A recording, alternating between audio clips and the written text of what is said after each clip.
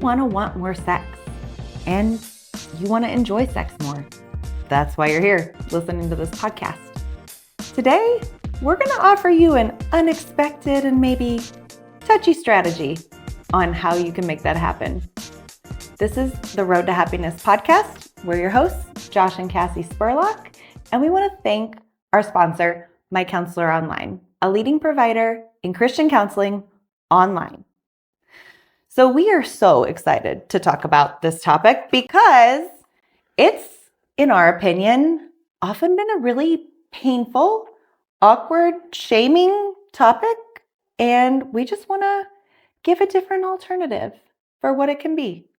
If you're new to the podcast, then you might not know that I'm a certified sex therapist and that I have a degree in biblical languages. Spent 3 years studying Greek, 2 years studying Hebrew, and then a whole lot of years studying neuroscience. And so I'm pretty nerdy when it comes to all of these subjects. And I like taking on subjects that I think have been really mishandled by the church. Yeah, and not for any malicious purpose, but just maybe not the whole picture. Yeah, in ways that have been super damaging and really painful to a lot of people. Yeah. Right? That there's been a distortion around sexuality that I think really grieves the heart of God. And as a sex therapist, as I've sat with lots of couples and seen the pain that they're experiencing in their marriage as they try to connect and just find disconnect, that it is, it's just super sad and super frustrating and creates a lot of tension. And I think the enemy of our soul wins in that space. Yeah. Like he wins in the culture when he's able to kind of distort sexuality into something different than God designed it to be. But he also wins in the church when he's able to distort sex from being something God intended it to be. And so, yeah. Let's stop letting him win. Right? We get in ditches on either side of the road. So we want to offer some thoughts around what does the middle of the road look like in these things from a biblical perspective, from a sex therapy perspective, and just practically how to grow in these things. It's coming out of chapter 12 of the new book that we put out, Feeling Sexy, which is a distillation of thousands of hours of sex therapy that I have done in helping couples overcome some of the challenges that they face in the bedroom. And specifically, we're going to talk about sexual pleasure today. And to make it even more awkward, sexual self-pleasure today. Like, what? The M-word. That's true. So I think an important starting place for the conversation is we've got to reclaim sexual pleasure for the kingdom. Yeah, we feel really comfortable, I think, as Christians being like, God made sex. He said it was good. Mm-hmm. And then it's all awkward after that. Totally. We have the ability in the church, for the most part, at the very highest level, to say that sex is God's idea and he, says it's good. We've come past it just being for the purpose of procreation. We've come through that for the most part, but there's still so much left on the table that I think God wired into us and created us for and was so excited. I have this gift for you. And we've been like, oh, that's a bad gift. I think it's bad. And he's like, no, come here. Yeah, one of my favorite illustrations for this is a parenting illustration. I like to say, imagine if we have kids. Yeah.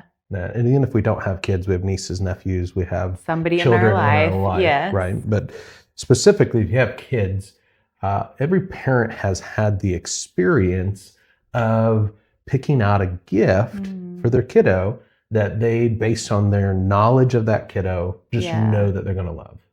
Whether that's a doll, whether that's a fire engine, whether that's some other kind of character from a beloved movie that they love. Like there's, you know your kids and you know what's going to delight them. Yeah.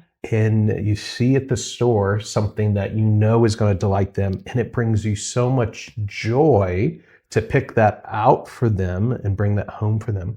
If you can imagine picking out that perfect toy that you just know they're going to love, and then surprising them by placing it in the middle of their room for them to discover, and then kind of peeking through the door and kind of watching as they discover it. And you see them delight and have joy as they begin to play with it.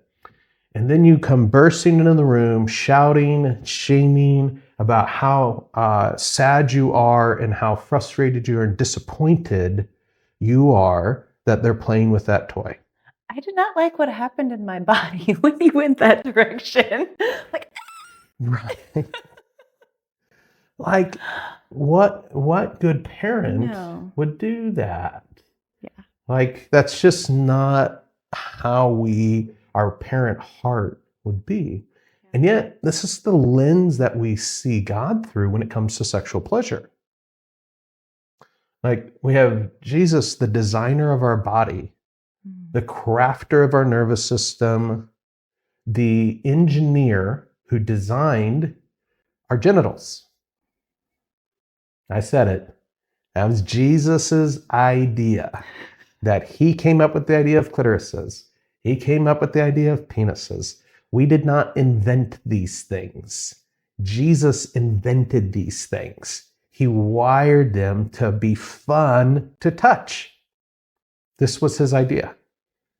And like, no one has to teach us that. If you have kids, you know this. You have to teach your kids where it is not appropriate to have your hands in your pants, like the lobby of the church, for service. The grocery store. Every parent has been mortified to turn around and find their young kiddo with their hands in their pants playing with themselves in some public space and be like, mortification. Par for the course. But no one has to teach a kiddo to do that. Like, Jesus wired the genitals to be fun to touch. And he finds joy and delight in you experiencing sexual pleasure. Let me say that again. Jesus finds joy and delight in you enjoying sexual pleasure. It was his idea. It's a gift of his to you. Not just sex generally and procreation, but the enjoyment that you have when you touch your genitals. Jesus wired things to work that way. And that is not sinful. It's not broken. It's not distorted. It's not because there's anything wrong with you that you would enjoy touching your genitals, but because you enjoy something Jesus wired your body to enjoy. I can't say it more emphatically. And I think it actually grieves the heart of God when we have accidentally absorbed shame around enjoying the gift he gave us.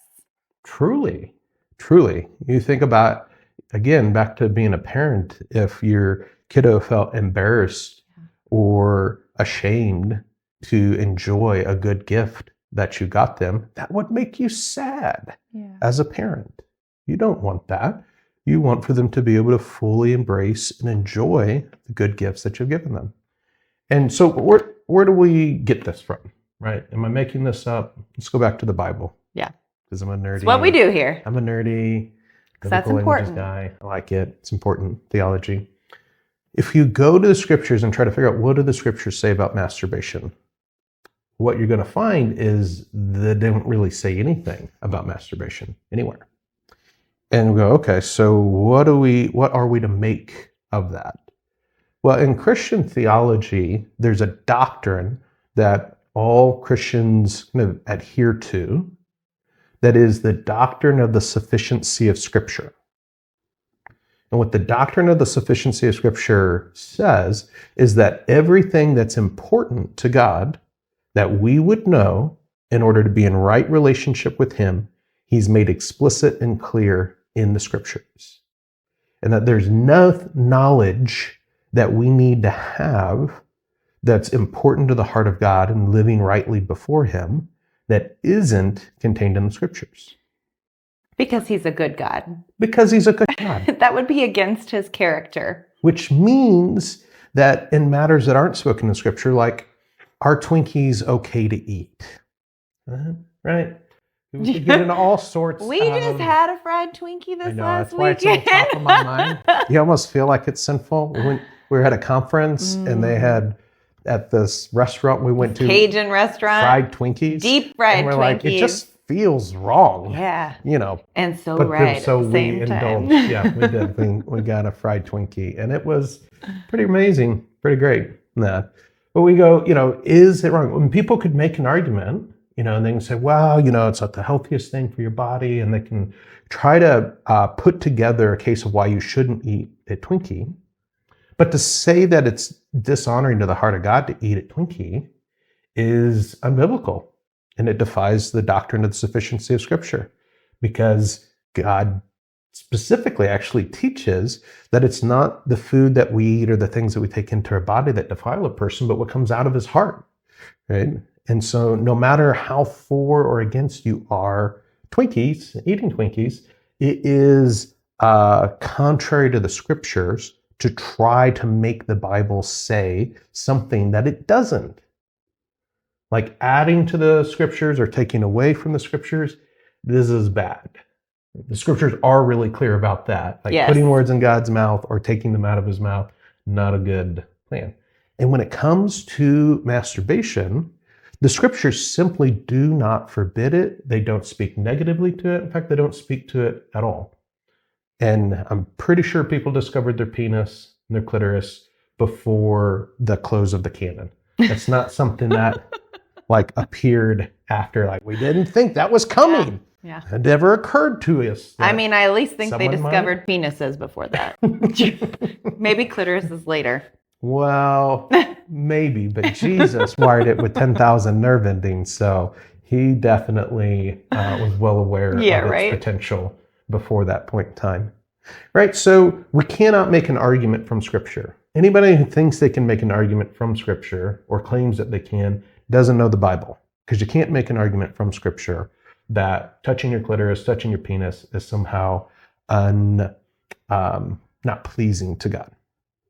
In fact, if you read Song of Solomon, you can make pretty good evidence that it's actually really good and really valuable, really positive.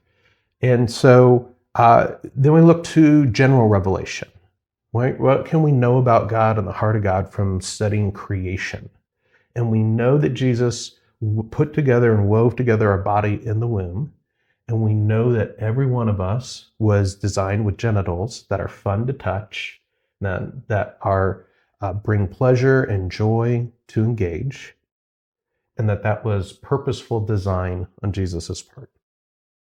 So I hope what you're gathering at this point is a foundation from general revelation and our understanding of the neurophysiology of the body, and from the scriptures, that sexual pleasure is a good thing.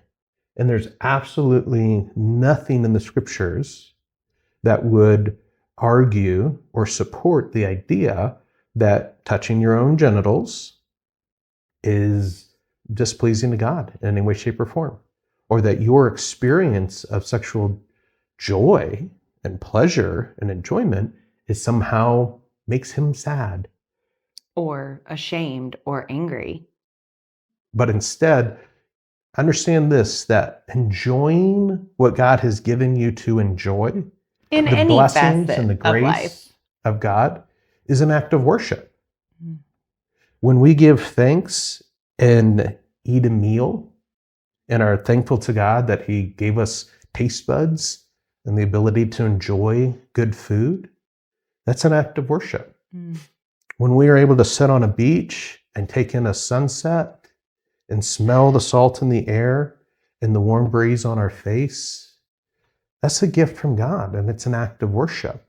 as we give thanks for the good gifts that he's given us. And when you can enjoy sexual pleasure in your body, this good gift that God has given you, and to do so with a grateful heart in thanksgiving for his goodness, that is an act of worship. It's honoring to your Creator and to your King.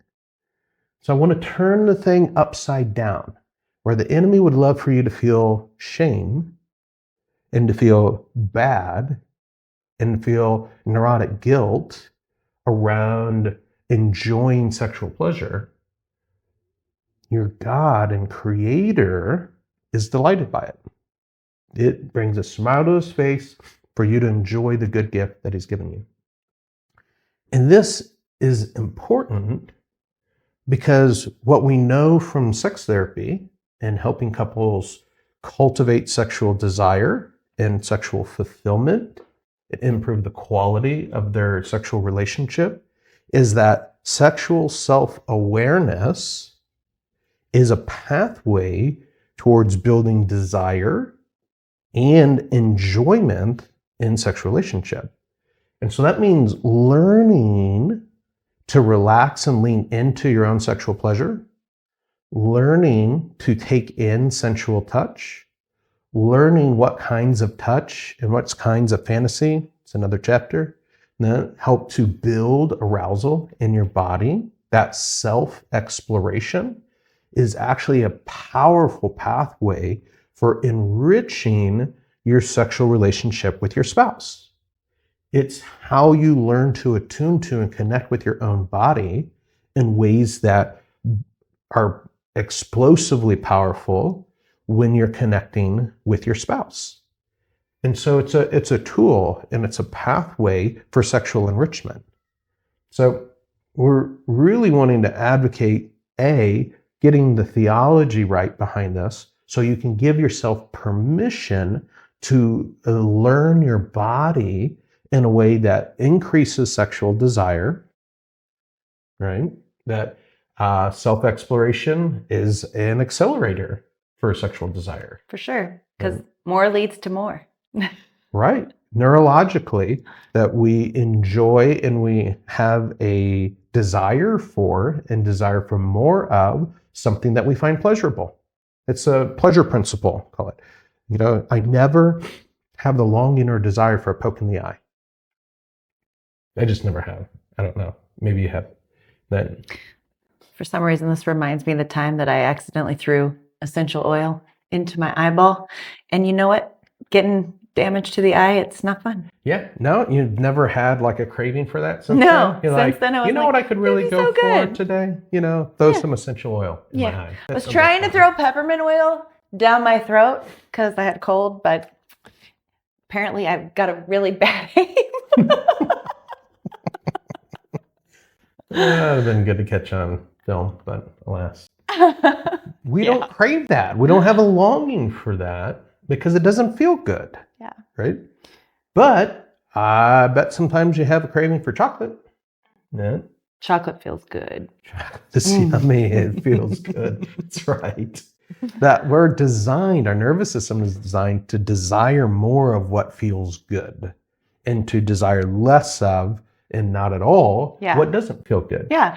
And if we hold this shame and this discomfort around self-pleasure, we accidentally push away our opportunity to connect more deeply with our spouse because it's conflictual inside of us. Yeah, there's a subconscious piece where if we can't get comfortable with our own sexual arousal and pleasure, that it becomes a barrier to us desiring connecting sexually.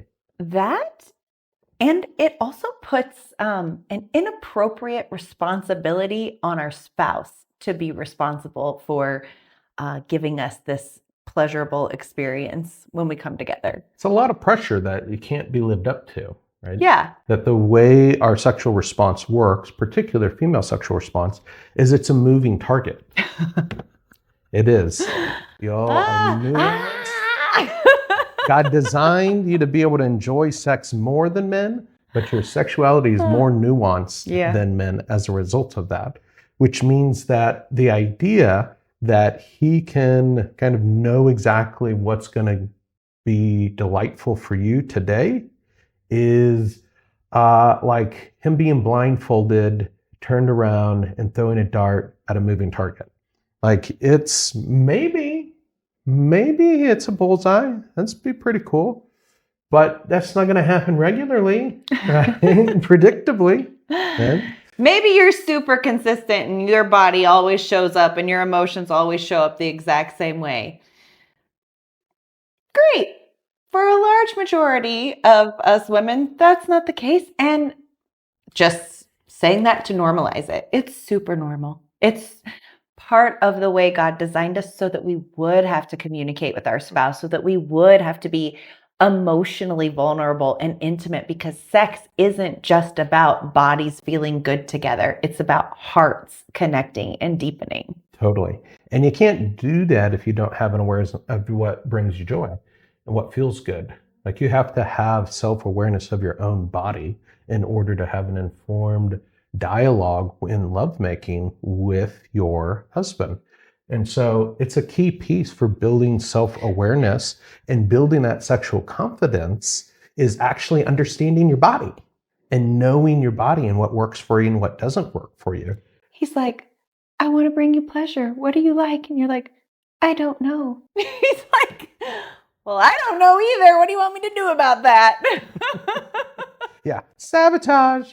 Right? It's not going to work so great, right? So you actually need to be able to grow in awareness of your own body and be aware of the emotions that come up as you do. Oh, yeah. Like when you have been exposed to purity culture or other kinds of negative messaging around sexual pleasure, then what happens is those icky feelings get associated with your sexual arousal, and they start to come up when you lean in and kind of move towards sexual stimuli. And so it's normal when you begin to learn self-exploration for there to be some icky feelings that come up that have gotten associated with it. And when that happens in the context of your spouse, those icky feelings get associated with your spouse in your sex life, which is part of what we call sexual aversion that can be formed. Like, let's just take a moment of grief for that, because that really sucks, and it's really sabotaging to the intimacy of your relationship and to the good gift God has for you guys together.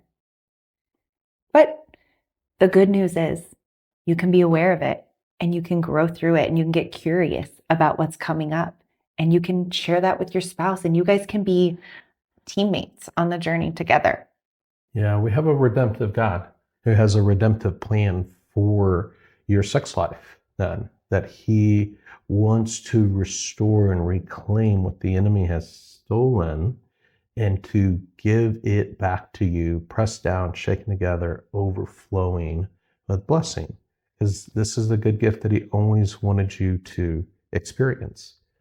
So this is hopefully thought-provoking for you. I don't know if you ever had in Sunday school class like a felt paper Jesus lesson, moving across the board going, I love orgasms. Orgasms I created your body for that. I love them. I designed your clitoris to be fun to touch, and you're going to love orgasms. I don't know if that was part of any Sunday school lessons you had. They were not. It was not a part of any Sunday school lesson that I had. Maybe one he would teach, but... I know. Someday we need like a children's curriculum. We're bringing felt paper Jesus back. It's going to be a different level. Put it in the comments if you'd like to see like a felt paper Jesus kind of curriculum from Cassie and I on education, and we'll make it happen. That could be a really great thing.